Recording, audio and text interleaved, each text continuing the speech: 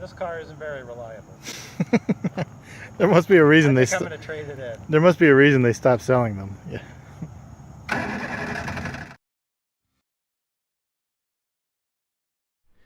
All right, so welcome back to Vortex Garage, and once again we're working on this parts car Triumph Spitfire.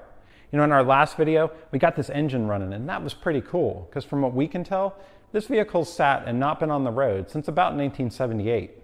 Also, judging by the shape the motor was in, we're pretty certain the engine hasn't run since 1978. That's about 37 years of a car sitting out in the elements and not running, but we were able to get it started. That was pretty awesome. Well, we want to step it up a notch. So today, we're going to do a few key things on this car, check a few key systems, and see if we can get it to move under its own power. To do that, first we need to build a better battery tray so we can secure our battery. We need to move our fuel system into the car, that temporary fuel system we set it up. Make sure we got some coolant. Also, our brake and clutch systems we got to get working. So, fingers crossed that we can get something working, but we've got a lot of jobs ahead of us, so let's go ahead and get started. All right, so just taking a quick few measurements on our battery box and looking how it works. Looks like it's just got this kind of angled lip, and then it drops down into the box, and then it's got this ledge here. So what I'm going to do is just take a piece of sheet metal and we'll bend it and have a nice box that comes in, and it'll rest on these two lips where we can actually go ahead and weld it up a bit. And we'll put some bracing on the bottom to make it strong, and then that should be enough just to temporarily hold our battery in. And so it looks like we're going to do a total of 17.5 inches of length and 10 inches of width, and this should be enough to go ahead and build out what we need.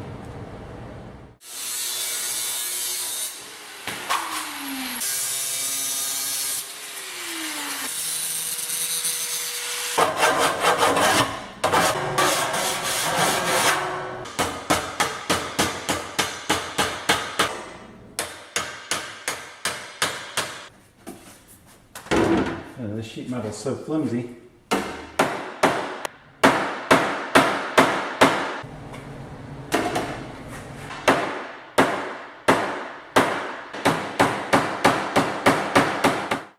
All right, so I don't have a metal brake, but I've got a workbench and a hammer, so I was able to kind of pound this out.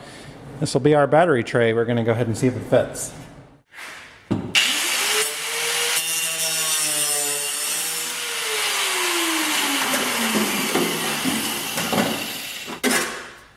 A little bit of battery tray.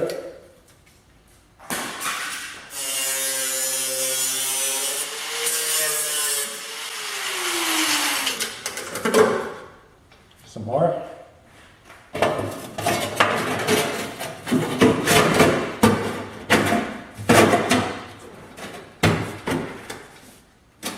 There we go. So our battery tray does kind of fit.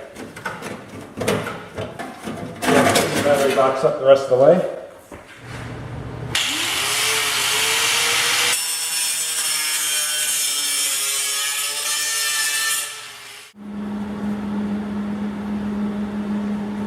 Close enough.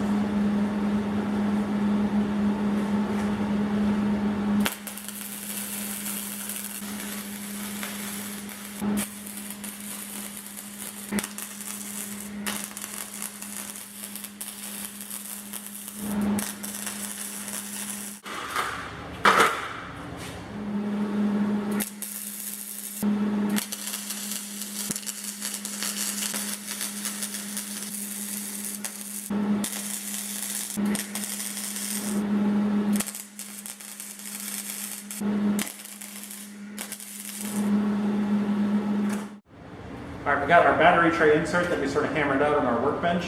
Added a little bit of 1/2 inch angle iron on the bottom of it to give it some strength where the battery's going to sit. I think this is now ready to slide in. Just maybe tack it into place so it doesn't move. This will hold our battery for the little bit of moving around the driveway that we're hoping this car will do. And then we can take this piece of junk out real easily when we repair it properly. Just doing this real quick, I don't want to spend a lot of time on it. Just hammering something together that'll fit in there and hold the battery, and this will serve our purposes. So this is what we call the just good enough battery box insert. It's just good enough for junkyard car joyrides. Came together really quick. And look at that. That'll hold our battery just fine.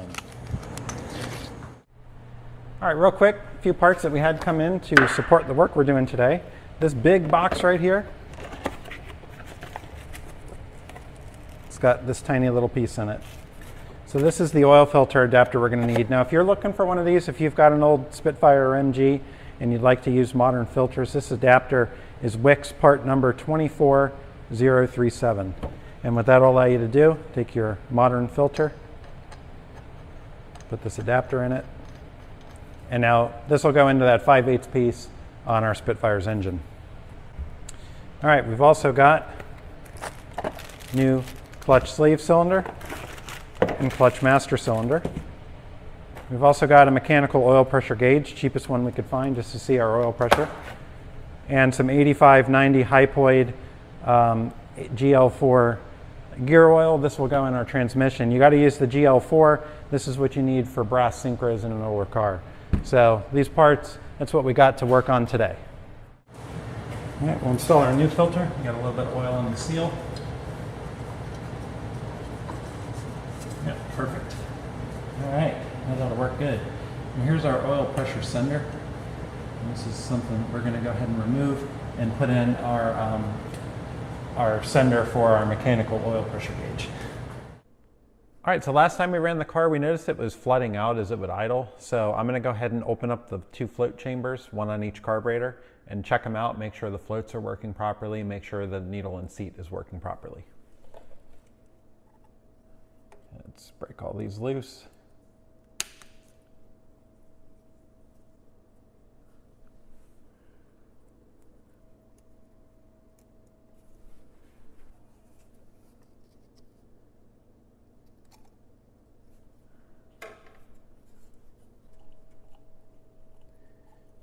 Go.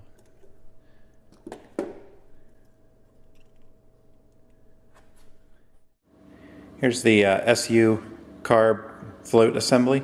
There's our needle and seat. We're going to go ahead and make sure this is clean and not sticky. All right, got it. Stuck pretty good.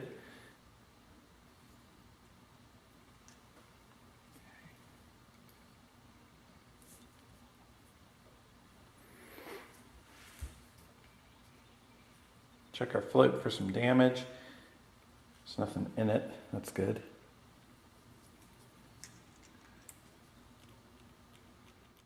Put our float assembly back together. We're going to replace that line.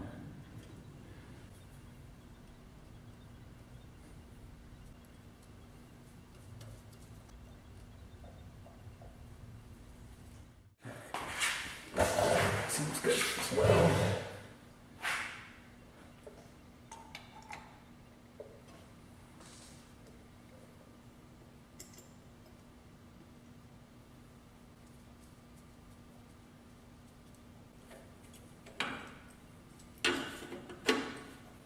This line on in just a second. Let's go get this fuel line installed. Make sure we don't have any.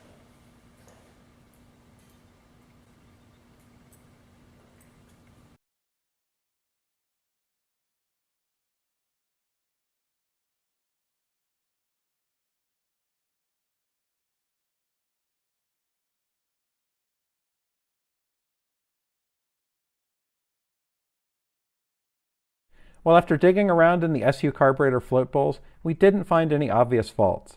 So we went ahead and replaced a few dry rotted fuel lines that we found. And oh, the air cleaners, we're going to have to leave those off for now, because although I do have the cases, which are painted in awesome 1970s rattle can blue, the actual elements themselves are all torn up and just full of mouse poop. So we decided at this point, we really need to move on to some of the more pressing matters this vehicle has. Like the fact that it doesn't have a working clutch, or brakes for that matter. Well, fortunately I had a buddy stop by to lend me a hand on those systems. So after the totally necessary task of having him check out the car for the first time, including this awesome painted bits under the hood, the totally worn out wheel bearings and rust everywhere, well, it was time to move on to fixing that clutch. First up, replacing the clutch master cylinder. You sat in it. It's awesome. You just want a video. You know how the last time I've seen one of these put together? I want to make sure my pants stay. Oh, that's what I put that over for. Yeah, that's Wait, what? I don't see anything here. The cover. I don't see anything here. What's going on? What do you mean? It's all camouflaged. Don't you see that? You just see stitching. Oh, it's just some sort of All I see is here. stitching. Yeah. It's some sort of forest. Yeah.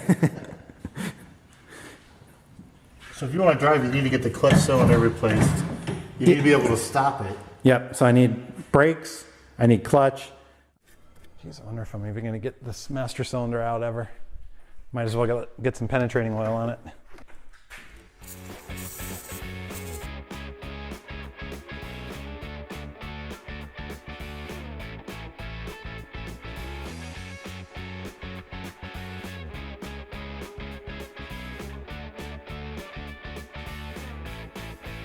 So the fact that someone had once tried to change out our clutch master cylinder in the past became painfully evident when we saw just how mangled the flare fitting was.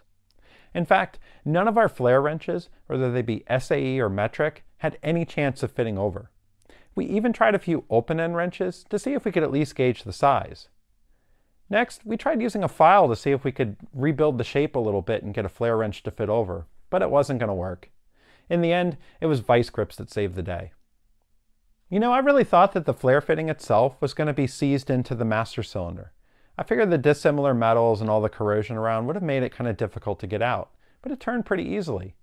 I didn't necessarily anticipate that the line itself was going to be completely rust seized into the fitting. So the minute we turned it about a half an inch, that rusty old line snapped right in half. It felt like we were seeing our dreams of driving the car that day just blow away in a cloud of rust.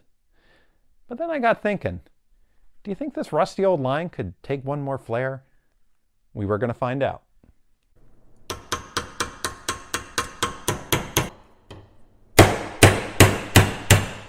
There it goes.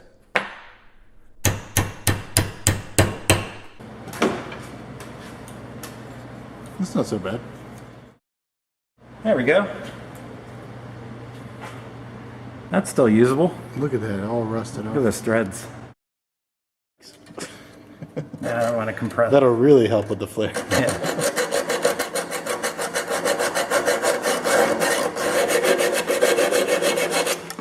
There we go. But strangely enough, it's way too big. How big is the AC? 3 meters. And look at the 13 inches. A half close enough. But a 15 works best up in here. Some I can get on. They push straight on there. And it tightens again. That's pretty good, yeah. So that's why I went back to the metrics to try and get them to work.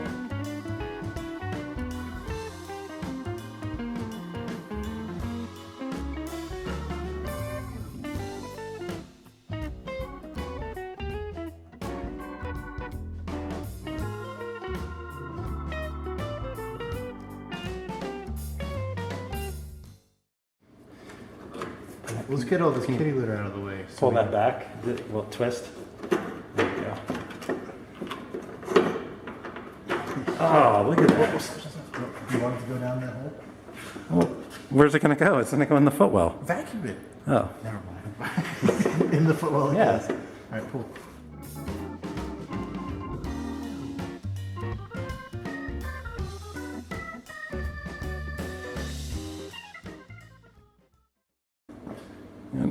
Oh yeah, that's seized. I wonder why. There you go. Zoomify. Slowest zoom ever. That's actually good. It's actually out just far enough to put the bubble on it, so I don't even have to relocate this All right. because it'll go in that.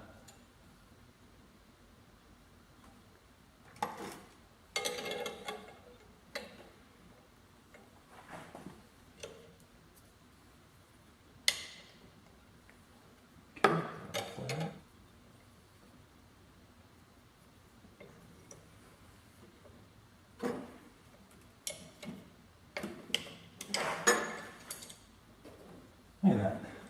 That's good enough. Mm-hmm. Yeah, that'll do it. Oh, perfect. Once I crank it down. Now I just gotta Do the bends. Yeah. All right, now we gotta see if this will bend. If I use these tools.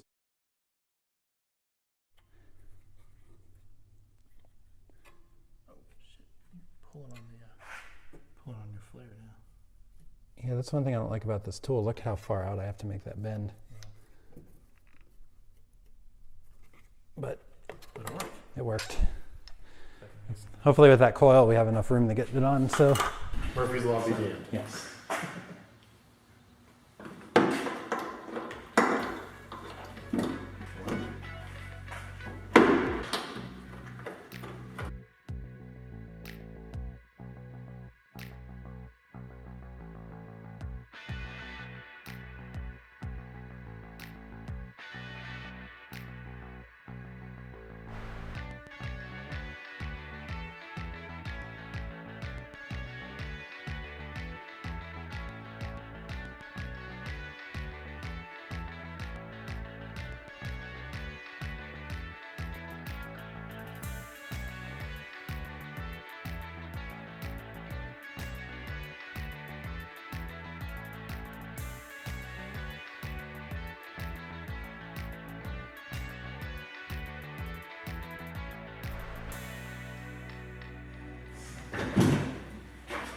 Just in case.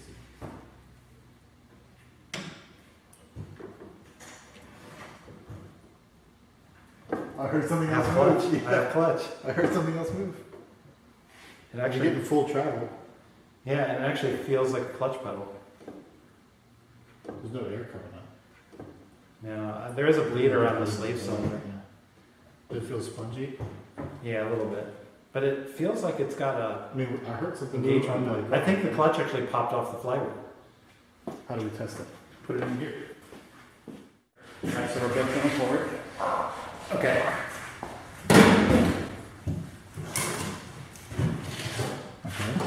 Yeah. Oh.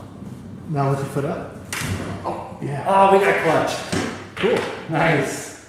I'm surprised we don't have to do anything with that sleeve cylinder or even bleed it. Don't jinx it. They don't hear you. Air just got sucked in as we said that. No, it's not. So getting the clutch to work, having only replaced the clutch master cylinder and putting in new fluid, was definitely awesome. But now it was time to move on to the brake system. And I gotta say, we went into this with some low expectations.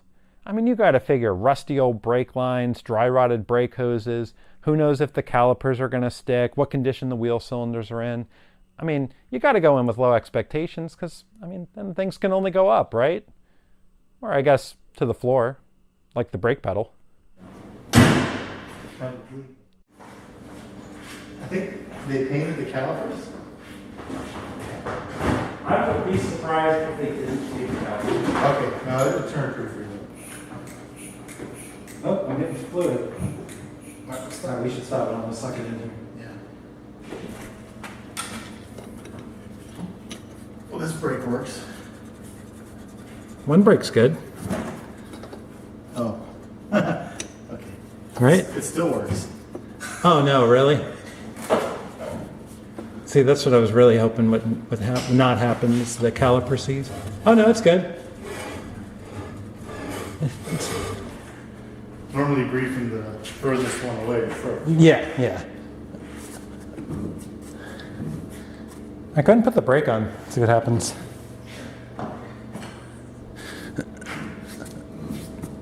Nope. It actually felt like there might have been a little bit of brake. And I heard something. Yeah, let me try this one. This one has a little bit of brake in the back.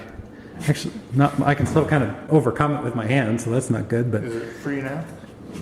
yeah, free now. And it, on all the. Actually, that's pretty good. All right, so we got brakes on this side. Let's bleed it all. Yeah, let's do it.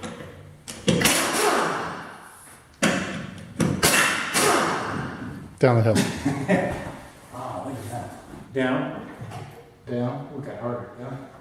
Up. There's a little air there. Let's do a couple more. We want to do this. Down. That was actually pretty good. Let's do the other side. All right. Down. Down. Up. Up. All right, that one looked good. Let's test this. All right, down. Oh, yeah, perfect. Let me check the other side. Down. Oh, no, you're already down. They're good. That's tight. You got back brakes. All right, to the front. Okay. So luxurious. Such comfort.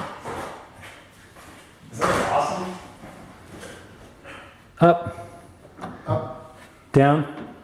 Down. Up. Up. All right. As soon as the milky white stuff stops flowing, I think we'll be good. All right. Down. Down. That's much better. Up. We'll do one more. Up. All right, brakes. All right, good brakes. Brake up. All right, good. It's not totally seized. Down. Down. My legs falling asleep. Up. Up. All right, go ahead and down. All right, it's got brake. It's got brake. It's good enough. We got brakes, we got clutch, we got an oil filter, we need fuel.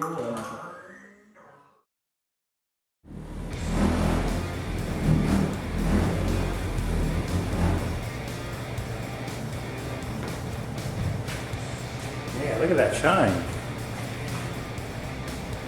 Restored.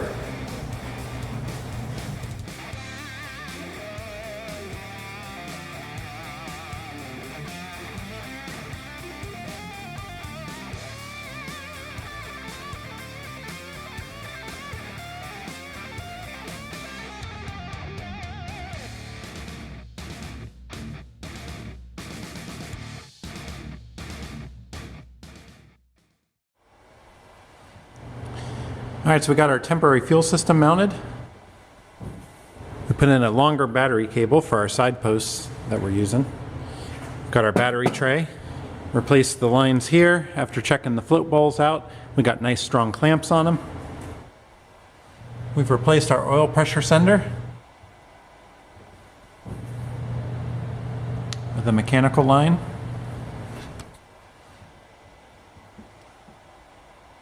I think we're all set now. All right, we got our fuel system hooked up. We got our battery hooked up. We got our fuel system plumbed. We're gonna go ahead and, oh yeah, we added some water, just straight up water in case it leaks. Let's go ahead and turn our pump on. And we'll look for leaks.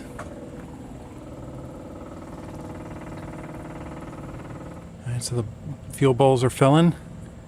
Okay, I'm not seeing any leaks. Our filter's full. Okay. We're in neutral and clutch is in.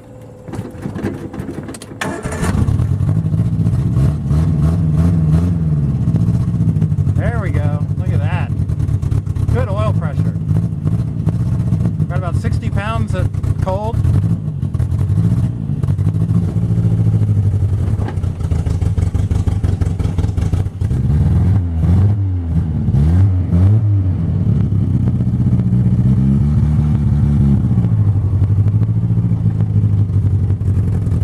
Brakes.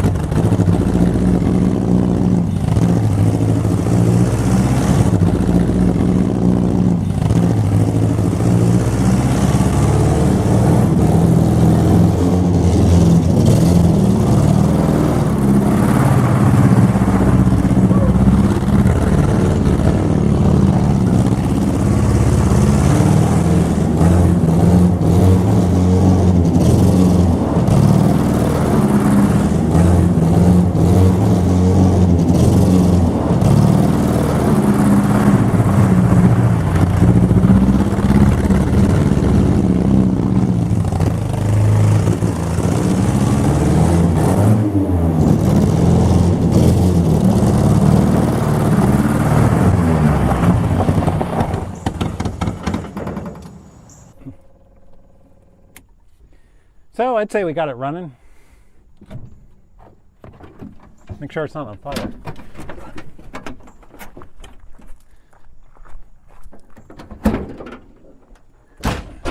Woo!